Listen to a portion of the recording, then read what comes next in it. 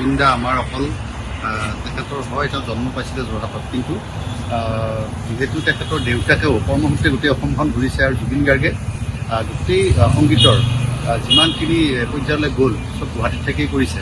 গতিকে মই অসম চৰকাৰলৈ তথা আমাৰ গুৱাহাটীবাসী ৰাইজৰ হৈ আৰু এজ এ কণ্ঠশিল্পী হিচাপে মই এইটোৱে আহ্বান জনাওঁ যে তেখেতৰ যিটো ৰখাৰ ব্যৱস্থা, মানে তেখেতৰ যিটো সৎকাৰৰ ব্যৱস্থা, সেইটো গুৱাহাটীতে কৰক আৰু গুৱাহাটীত খুব ডাঙৰকৈ এটা স্মৃতি ফুট হওক, সেইটোৱে মই কামনা কৰোঁ। সেইটোৱে আহ্বান। আৰু আমাৰ শিল্পী সমাজৰ হৈও মই সেই আহ্বানটো জনাইছোঁ আৰু সকলো শিল্পীয়ে সেই আহ্বানটোৱে জনাওক যে গুৱাহাটীত জুবিনদাৰ সৎকাৰ হ'ব লাগে আৰু স্মৃতি হত গুৱাহাটীত হ'ব লাগে। সেই চৰকাৰে সিদ্ধান্ত লওক। চৰকাৰলৈ এই আহ্বানটো মোৰ ফালৰ পৰা থাকিলে। ঠিক তেনেদৰে জুবিনৰো এটা সমাধিস্থল আমাৰ অসমৰ গুৱাহাটীৰ মাজমজিয়া থকাটো বিচাৰোঁ। জুবিন দা আমাৰ অকল তেখেতৰ হয় এটা জন্ম পাইছিলে যোৰহাটত, কিন্তু যিহেতু তেখেতৰ দেউতাকেও কৰ্মসূত্ৰে গোটেই অসমখন ঘূৰিছে আৰু জুবিন গাৰ্গে গোটেই সংগীতৰ যিমানখিনি পৰ্যায়লৈ গ'ল চব গুৱাহাটীত থাকেই কৰিছে।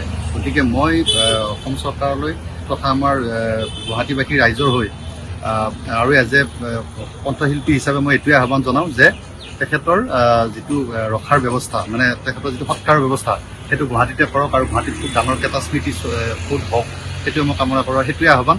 আৰু আমাৰ শিল্পী সমাজৰ হৈও মই সেই আহ্বানটো জনাইছোঁ আৰু সকলো শিল্পীয়ে সেই আহ্বানটোৱে জনাওক যে গুৱাহাটীত জুবিনদাৰ সৎকাৰ হ'ব লাগে আৰু স্মৃতি হত গুৱাহাটীত হ'ব লাগে। সেই চৰকাৰে সিদ্ধান্ত লওক। চৰকাৰলৈ এই আহ্বানটো মোৰ ফালৰ পৰা থাকিলে।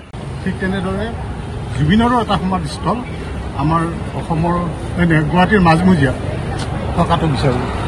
জুবিন দা আমাৰ অকল তেখেতৰ হয় এটা জন্ম পাইছিলে যোৰহাটত, কিন্তু যিহেতু তেখেতৰ দেউতাকেও কৰ্মসূত্ৰে গোটেই অসমখন ঘূৰিছে আৰু জুবিন গাৰ্গে গোটেই সংগীতৰ যিমানখিনি পৰ্যায়লৈ গ'ল চব গুৱাহাটীত থাকেই কৰিছে।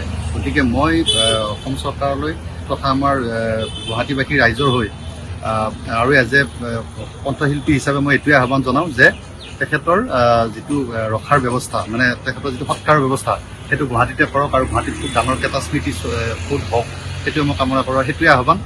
আৰু আমাৰ শিল্পী সমাজৰ হৈও মই সেই আহ্বানটো জনাইছোঁ আৰু সকলো শিল্পীয়ে সেই আহ্বানটোৱে জনাওক যে গুৱাহাটীত জুবিনদাৰ সৎকাৰ হ'ব লাগে আৰু স্মৃতি হত গুৱাহাটীত হ'ব লাগে। সেই চৰকাৰে সিদ্ধান্ত লওক।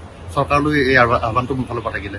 ঠিক তেনেদৰে জুবিনৰো এটা সমাধিস্থল আমাৰ অসমৰ গুৱাহাটীৰ মাজমজিয়া থকাটো বিচাৰোঁ। জুবিন দা আমাৰ অকল তেখেতৰ হয় এটা জন্ম পাইছিলে যোৰহাটত, কিন্তু যিহেতু তেখেতৰ দেউতাকেও কৰ্মসূত্ৰে গোটেই অসমখন ঘূৰিছে আৰু জুবিন গাৰ্গে গোটেই সংগীতৰ যিমানখিনি পৰ্যায়লৈ গ'ল চব গুৱাহাটীত থাকেই কৰিছে।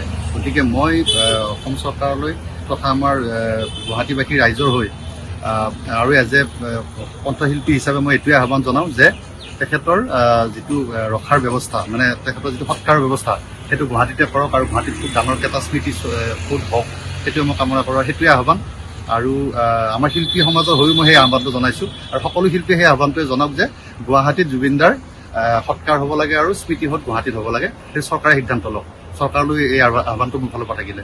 ঠিক তেনেদৰে জুবিনৰো এটা সমাধিস্থল আমাৰ অসমৰ গুৱাহাটীৰ মাজমজিয়া থকাটো বিচাৰোঁ।